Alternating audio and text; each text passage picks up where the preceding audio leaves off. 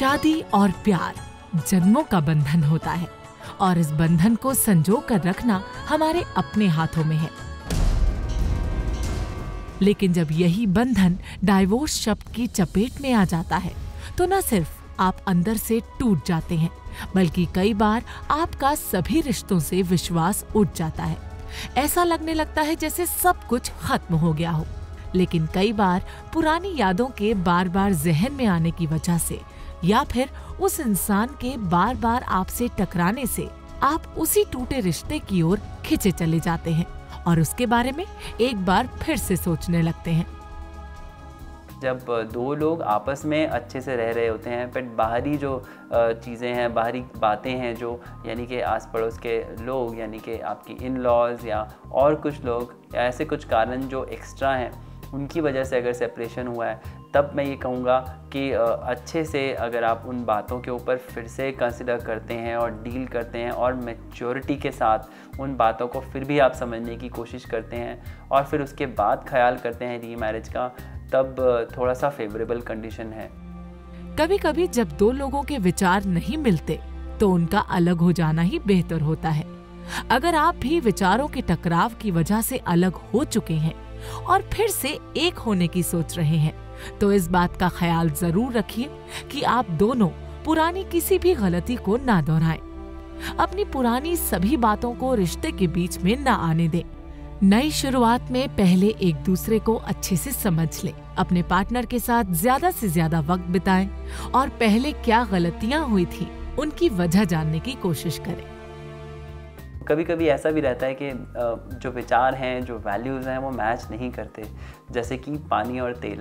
तो ज़रूरी नहीं है कि आप पानी और तेल को मिक्स करें, वो एक दूसरे के साथ भी एक ही ग्लास के अंदर ऊपर नीचे रह सकते हैं, बट तब जब वो दोनों इस चीज़ को समझ जाएं कि हाँ इन मुद्दों पे ये ऊपर, इन मुद्दों पे ये ऊपर, और हमें इन कुछ चीज़ों को नहीं जोड़ना है, ऐसे ही चलते रहना है, तब तो उनकी दोस्ती बहुत अच्छे से चल सकती है।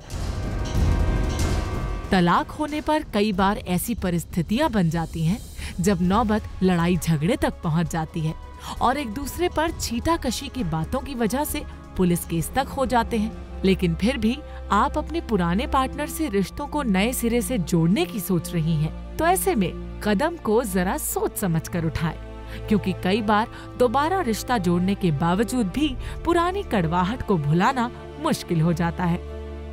अक्सर दो लोग जब साथ रहते हैं तो कुछ डिफरेंसेस ऑफ ओपिनियन तो आते ही हैं, पर उन डिफरेंस ऑफ ओपिनियन के आने के टाइम पे अगर वो पास्ट की हर्ट, फियर जो था वो वापस उजागर हो जाता है और उन्हीं बातों का फिर से एक दूसरे को स्टेट कर दिया जाता है, तब भी दिक्कतें बहुत ज़्यादा बढ़ सकती हैं। अगर शुरुआत से ही रिश्ते को समझदारी से निभाया जाए तो कभी प्रॉब्लम्स आएंगी ही नहीं। खैर, रिश्ते को दोबारा शुरू करने के लिए कुछ बातों का ख्याल रखना बहुत इम्पोर्टेंट है। पुरानी बातों से सबक लें। अगर गलती आपकी है तो उसे एक्सेप्ट करें। अपने साथ जुड़े बाकी रिश्तों का भी ख्याल रखें। एक दूसरे के साथ वक्त बिताएं। सरप्राइज गिफ्ट दे सकती हैं। एक दूसरे की फैमिली को हमेशा रिस्पेक्ट करें। एक दूसरे को पैम्पर करते रहें। साथ साथ एक दूसरे को अप्रिशिएट भी करें। वो कहते हैं ना कि शादी के बाद सिर्फ दो इंसान ही नहीं बल्कि पूरा परिवार जुड़ता है। ऐसे में रीमैरिज के लिए परिवार वालों को पूरी तरह से कन्विंस कर ले। इस सिचुएशन में पेरेंट्स का सपोर्ट मिलना बहुत इम्पोर्टेंट है, क्योंकि जब फैमिली का पूरा सपोर्ट मिलता है तो दोनों पार्टनर्स के बीच म्यूचुअल अंडरस्टैंडिंग बनी रहती है, जिसके कारण उनके रिश्ते में प्यार और मिठास बनी रहती है।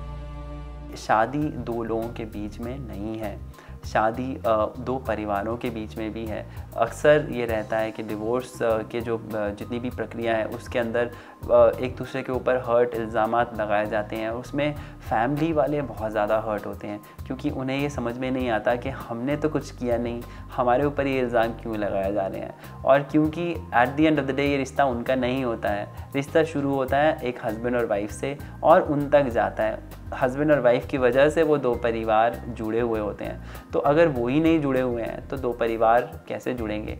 और अगर दोनों के बीच में बहुत वाद विवाद है और बहुत ही हर्ट एक दूसरे को दी गई है, तो वो पेरेंट्स जो हैं वो उनके लिए वो हर्ट डबल हो जाती है। डिवोर्स के बाद रीमैरिज का सबसे बड़ा एडवांटेज यही है कि आप एक दूसरे को पहले से जानते हैं।